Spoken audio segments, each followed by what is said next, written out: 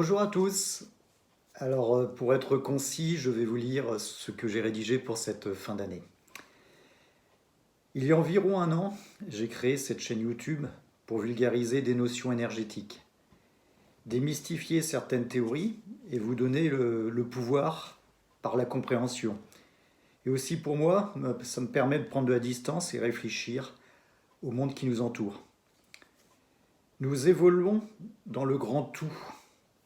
Nous sommes individuellement des infiniment petits dans ce grand tout qui n'existerait pas sans nous, tous sans vous. Chacun contribue donc à l'évolution du grand tout, au travers de l'expression de sa conscience, de sa vibration et de ses actes. Le 29 juin 2017, lors de l'inauguration d'un campus à Paris, Emmanuel Macron déclarait « Une gare, c'est un lieu où on croise des gens qui réussissent et des gens qui ne sont rien. » Le ton était donné et nous sommes désormais en cette fin d'année à l'ère du moins que rien. Le rien, c'est l'absence de conscience, l'absence de vibration. Le rien n'existe pas, puisque même à notre mort, en tant qu'être incarné, il reste en plus d'une empreinte vibratoire de notre passage dans le champ d'énergie universelle dans lequel nous évoluons, la manifestation divine de notre être, et qui sait aussi nous rappeler son existence. Certains l'ont connu, certains l'ont vécu. Cette déclaration d'Emmanuel Macron nous informe finalement sur la dimension spirituelle de nos gouvernants et de leur approche holistique de l'humanité. Chacun apportera sa définition du spirituel.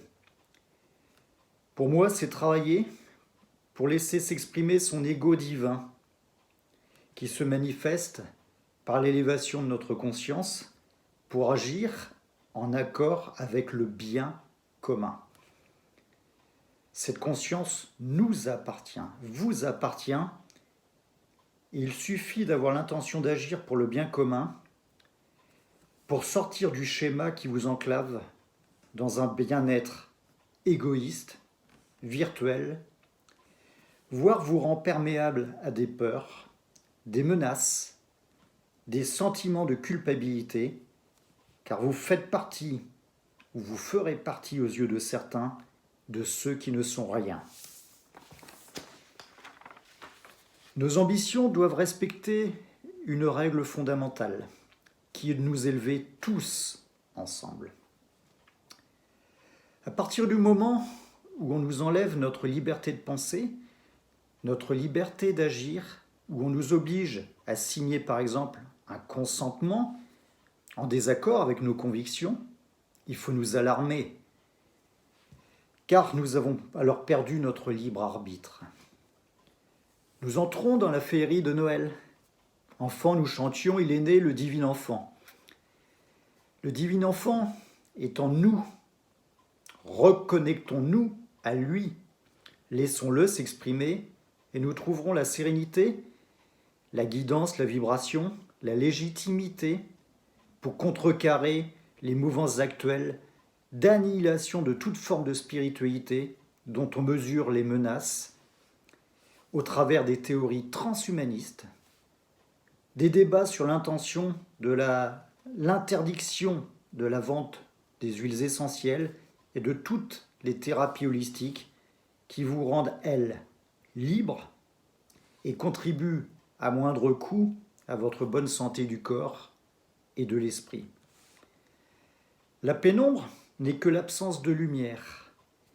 Nous sommes la lumière. Je crois sincèrement que nous vivons en ce moment un tournant dans notre civilisation et le pouvoir reste dans l'infiniment petit, en chacun d'entre nous, et il nous appartient de faire briller la lumière pour éclairer ce monde. Profitez de ces fêtes de fin d'année pour cultiver des émotions positives. Réfléchissez sur des intentions altruistes pour 2022. Prenez de la hauteur pour acquérir le discernement. faire de cette année 2022 une année de renaissance collective. Joyeuses fêtes à vous tous et bonne année 2022.